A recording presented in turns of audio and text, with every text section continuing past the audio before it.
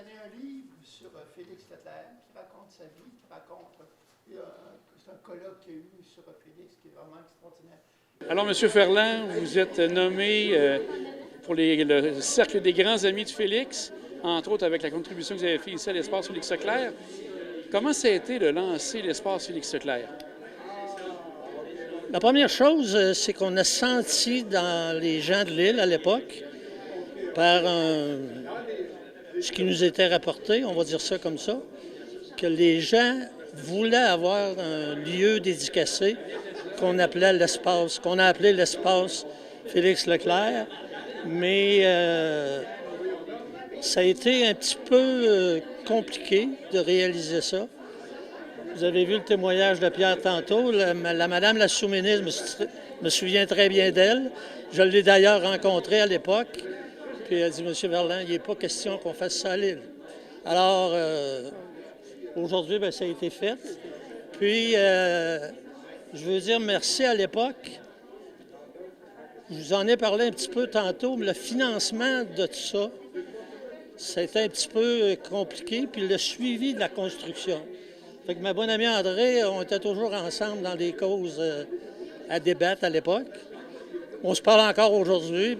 Aujourd'hui, bien, c'est une manière différente, mais à l'époque, les gens de Desjardins, quand tous les arrangements ont été faits, ils ont dit comment ça va fonctionner, ça, le budget.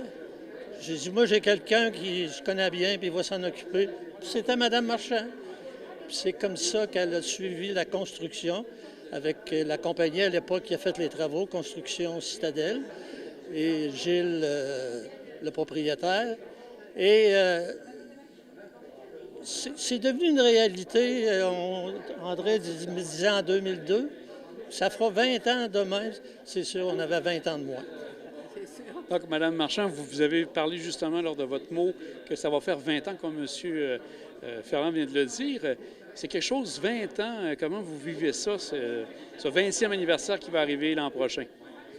Bon, bien, comme je le disais tout à l'heure, pour nous, c'est une continuité. Tu sais, quand tu travailles bénévolement pendant 6 ans pour ériger un lieu comme ça et que tu dois faire l'unanimité avec différents partenaires financiers, puis avec les insulaires, puis on a senti qu'un projet collectif, pour réaliser un projet comme ça prenait l'appui d'une collectivité.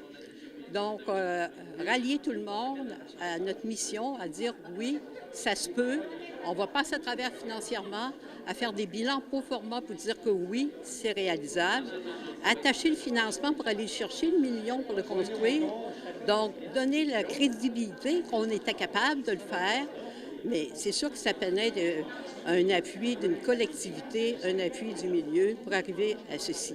Donc, 20 ans après ce travail intense qui a été fourni, puis la collaboration, bien, c'est un grand succès. Puis on espère encore, malgré notre âge qui avance, que nous allons le fêter le 24 juin 2022.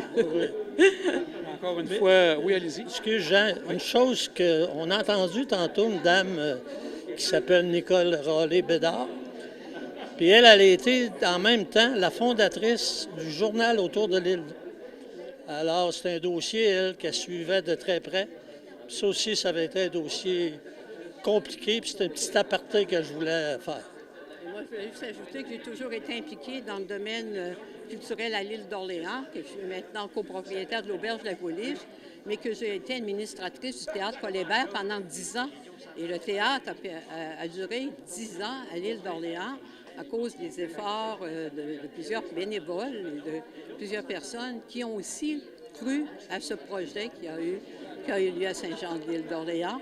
Puis à Saint-Pierre, avec Félix, qui était quand même notre grand poète, bien, on avait un élément supplémentaire pour prouver qu'on était capable de faire quelque chose de valable et qui continuerait dans le temps. Encore une fois, félicitations à vous deux pour cet grand honneur. Vous êtes des grands amis de Félix. On a intronisé, si vous me permettez l'expression, dans le cercle des grands amis de Félix, 3 nouvelles personnes. qui sont André Marchand, Gilles Morin et Armand Ferland. 3 personnes qui se sont impliquées depuis le début de la création de l'espace à vouloir le rendre vivant et qui nous ont permis que cet espace-là soit comme ça encore aujourd'hui. Dans le fond, c'est de donner une mémoire à ces faits-là, à ces gens-là. Ces gens-là ont été extraordinaires pour l'espace. Il faut les encourager et il faut qu'on perpétue leur mémoire. Et le film aussi, Mes souvenirs de Félix à Lille. Vous avez aimé le film, vous avez participé également. Ça fait depuis à peu près 1 an qu'on pense à recueillir des témoignages comme ça sur les gens qui ont connu Félix à l'île d'Orléans. Et c'est extraordinaire parce qu'on a eu des beaux témoignages très émouvants pour la plupart, qui nous donnent vraiment l'idée de ce qu'était Félix à l'île, de son ancrage à l'île d'Orléans. Et ça, pour ça, là, ça vaut tout l'or du monde. Et on va continuer à faire ces témoignages-là, on va continuer à en recueillir d'autres, parce que pour nous, c'est important de garder cette mémoire-là vivante. Et l'an prochain, on fête 20 ans. Est-ce qu'il y a des éléments que vous pouvez parler pour souligner ces 20 ans? On va commencer là, à assurer une sécurité à l'espace et cette sécurité-là assurée, évidemment, il va y avoir des grands moments on vous avisera en temps et lieu, mais de beaux moments qui s'en viennent. Merci beaucoup, M. Lahoud. Merci beaucoup. Bonne journée. Bien, Pierre Lahoud a eu la bonne idée pour le 30e anniversaire. En fait, bon, ça fait 30 ans que Félix nous a quittés. Ça va être le 20e anniversaire de l'espace Félix Leclerc en 2022. Puis, on voulait récolter les témoignages des gens de l'île qui l'ont connu avant qu'il soit trop tard. Moi, depuis que je suis en poste ici, les gens me racontaient des histoires. Tout le monde venait me voir, puis il y avait une anecdote à me raconter sur Félix Leclerc, une histoire, une rencontre marquante. Puis là, je me suis dit, bon, je ne peux pas garder tout ça dans mon cerveau, dans ma mémoire. Il faut qu'on récolte ça de manière plus formelle, puis qu'on fasse des entrevues, puis qu'on puisse les présenter au public, puis les conserver aussi pour conserver vivante la mémoire de Félix Leclerc. Et M. Lahoud me disait tout à l'heure que vous avez d'autres idées pour aller chercher d'autres témoignages, je crois, dans le futur? Oui, tout à fait. Bien, c'est sûr que ça va être en continu, c'est-à-dire que là, c'est un projet avec un début, une fin, un livrable, les capsules qu'on a actuellement, donc 25 minutes de documentaire. Mais pour le futur, moi, j'invite tout le monde qui ont des témoignages à nous raconter, qui nous contactent. On va bien sûr vouloir les conserver dans notre fonds d'archives, donc c'est toujours intéressant d'en apprendre plus sur Félix Leclerc, puis de rencontrer des gens qui ont des souvenirs à nous partager. En plus, les capsules seront présentées en janvier 2022 à la télé d'ici. Tout à fait. Là, c'est notre première projection. Donc, on était en projection avant-première avec les informateurs pour leur montrer le résultat final avant tout le monde.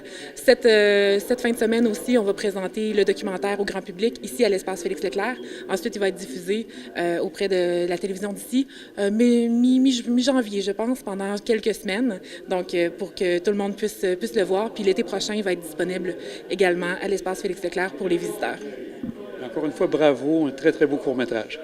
Merci beaucoup, M. Blondeau.